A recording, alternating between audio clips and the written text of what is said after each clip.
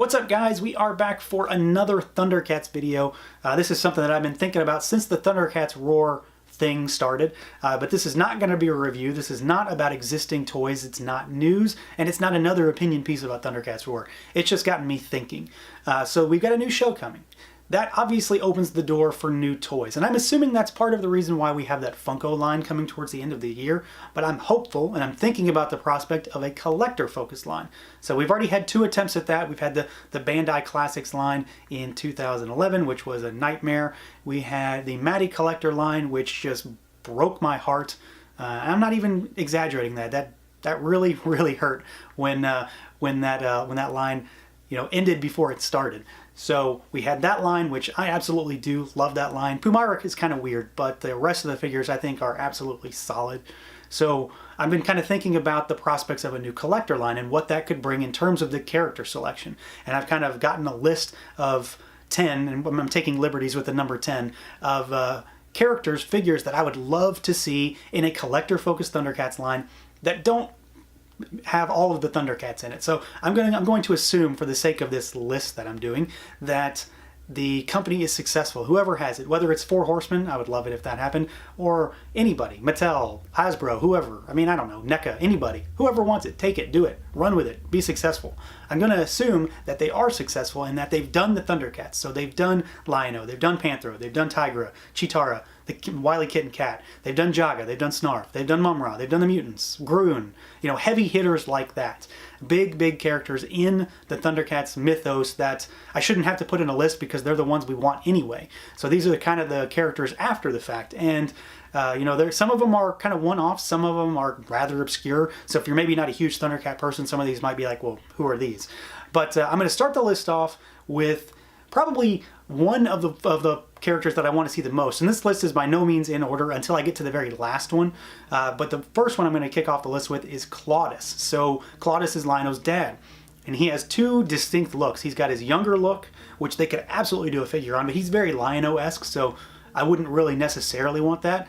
But he has a cool outfit, and if they could pack Kano in with him somehow, or make him anyway, that'd be awesome as well. But I would really want to see his older look, his look that he's really meant to be shown as in the show, where he's got the blonde hair, he's blind, that kind of thing. I think that would just be an excellent additional character. He's a ThunderCat, he's Lion-O's dad, he has a great connection to the ThunderCats, and it'd be one that I think fans would absolutely go nuts for. Next up, I would pick Jagara. So this is another ThunderCat. She's a good gal. She is an ancient sorceress, and her name kind of gives you her cat, Jagara, Jaguar. She has an interesting look. She has an interesting purple color scheme, and you might have heard me talk in some videos here and there that for some reason purple figures really do it for me. I just think she would be a cool character. There aren't tons of female ThunderCats that we could have figures for, so she makes the perfect female ThunderCat. And I would really like to see that kind of wizard ThunderCat aspect brought into figure form, not to mention the fact, again, that she just has a really cool design. Keeping with the female theme, and this is the first figure that I think necessitates a pack-in, just for my own personal interest. But warrior maidens are a huge thing in ThunderCats. They have plenty of appearances in the show, but Willa would have to be the main one. If you want to get one, it has to be Willa, and I think that she would absolutely be a fan favorite. I hate her voice. It's terrible.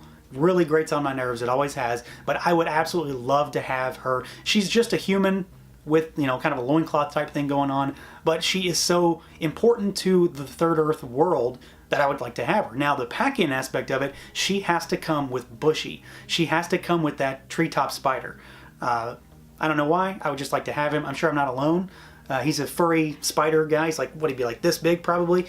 So yeah, how could you not want that? Make him in a little 6-7 inch scale, put some fur on him like Grizzlor from Masters of the Universe. That would be great. So I said I was going to take liberties with the number 10 in this list, and it's definitely happening.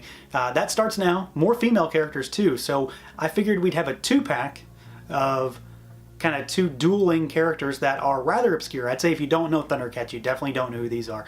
But we've got Mumrana, so she's the counterpart to Mumra. She is, the good side to his bad side, as the name implies. So it's a Mumra type character. She transforms.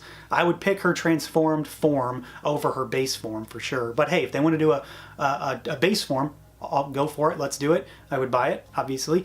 But then the counterpoint to that would be Queen Luna from the Lunatak. So that's Luna of the Lunataks. That's her grandmother.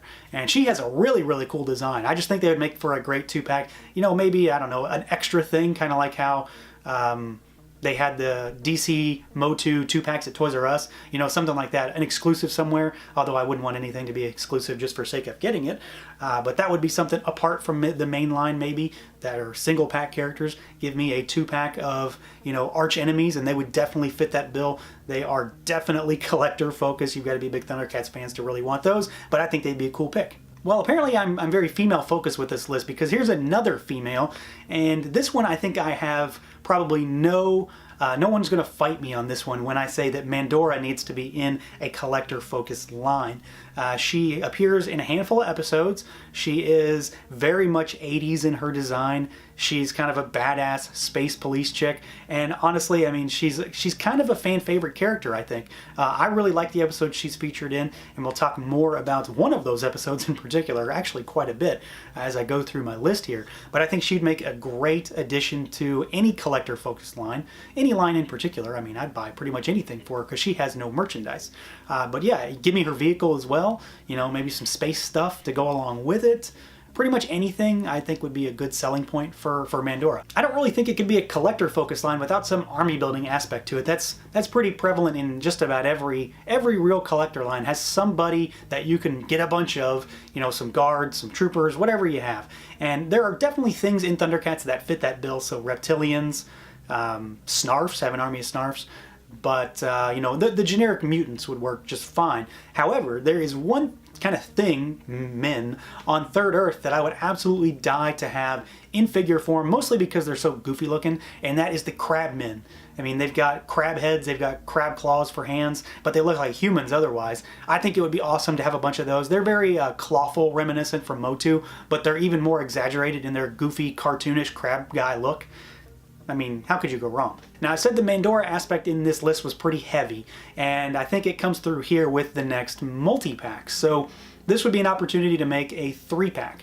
And if you know ThunderCats, you kind of know where I'm going with this anyway. So I think the 3-pack we could have here would be Quick Pick, Plutar, and Burnout. So those are the 3 prisoners that Lion-O lets loose inadvertently in the Mandora, the big episode, and I think they would be a fantastic 3-pack because, for one, they all go with the same theme, they're tied to another character in the line, but they're all so varied and so different that they would bring in a bunch of people just because you'd want to have these weird, different characters.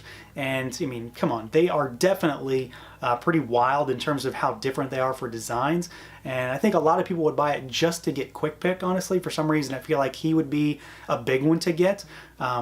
But yeah, that would be a definite 3-pack must-have if we really got deep into a collector line. Another 2-pack, well, maybe, if they decide to do a pack-in, or maybe it could just be a pack-in, because this other guy may not warrant his own big figure. But the next one is another kind of one-off type character, the Demolisher. So this guy, he's kind of a wolf, Tasmanian devil dog type guy. Not really sure what he's supposed to be. That's sort of the vibe I get. But he's kind of like, you know, just a guy who's out there to hunt. He's just there to hunt and to fight. He comes down to Third Earth specifically to fight and beat the crap out of Mum-Ra. So yeah, that's just pretty cool on its own. And then he has his little herald that comes down with him, Dirge. He's like a little armadillo guy, which I think would make for a really cool pack-in or a smaller type of 2-pack. But either way, I'd buy a Demolisher figure. And another one-off type character would be the Inflamer. This is one that I absolutely love, this character.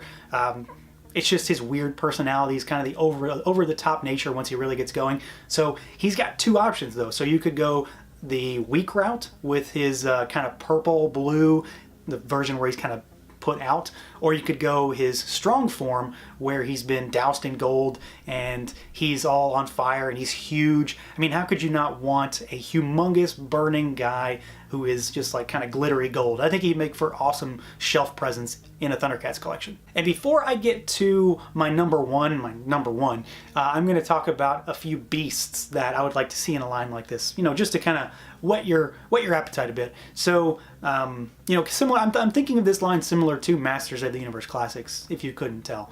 So, well, ThunderCats Classics, I suppose, fits the bill. But we've got the option for beasts in this line too. You know, ThunderCats was no exception when it came to weird, crazy, huge monsters.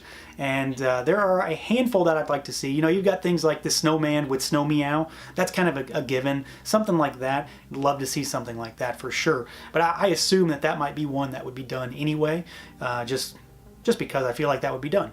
But there are definitely some characters out there that I think would probably never be done, but I would love to see. So we've got the Living Ooze. So he's another Mandora related thing because he teams up with Plutar in that same episode.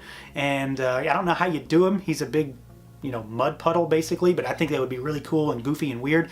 We've got the Technopede, so it's the humongous, you know, robotic centipede type thing. It's enormous though. I don't think it could be done at scale. Definitely not at scale. I mean, it's humongous. It's probably as big as Cat's Lair, isn't it? It's absolutely massive. And then the last one would be, and this one goes without saying, I think, would be the Black Widow shark. So it's a shark crossed with a spider. It sells itself, honestly. And rounding out the list is probably the one it's definitely the one I'm taking the most liberties with when it comes to the number 10 for this whole list, because we're way beyond 10 at this point. But this is the one that is the biggest. It would definitely be the most expensive, but I think it's the one that people would want the most. And this might be the easy choice. I'm sure it is to some people, but the one thing that I would love to see the most in a ThunderCats collector line would be a humongous pack of the Lunataks. They are easily some of the biggest villains in the show. They usurp the mutants. They are incredibly cool. I mean, I love these characters. They're fantastic. They're a huge presence in a huge chunk of this show. They are, you know, a fantastic team of villains. They're all very different while still having elements that are the same. So, you know, I'm talking the entire roster. I'm talking Luna with a Muck. We've got Alluro, Chilla, Red Eye, and Tugmug. So all of them. You know, they're all very different sizes, so you could really get wild with the play value here, the overall collectability of this set on its own, and it would just be absolutely cool. So, you know, that might be the easy way out for this list, but that's what I would love to see. So, yeah, that's my list for what I would love to see in a varied and very long-running ThunderCats collector line. Are we going to get that? I have absolutely no idea, but I am once again hopeful that somebody is going to take up the reins and run with it and do a fantastic job. No matter what, I would love to have more ThunderCats toys. So let me know what you guys think of these selections, and let me know if you think I missed anybody, or if you have a better or different list for me. I would love to hear it. You know, do that whole YouTube thing for me as usual. Like, comment, subscribe, share, all that, the whole 9 yards, and I'll catch you later.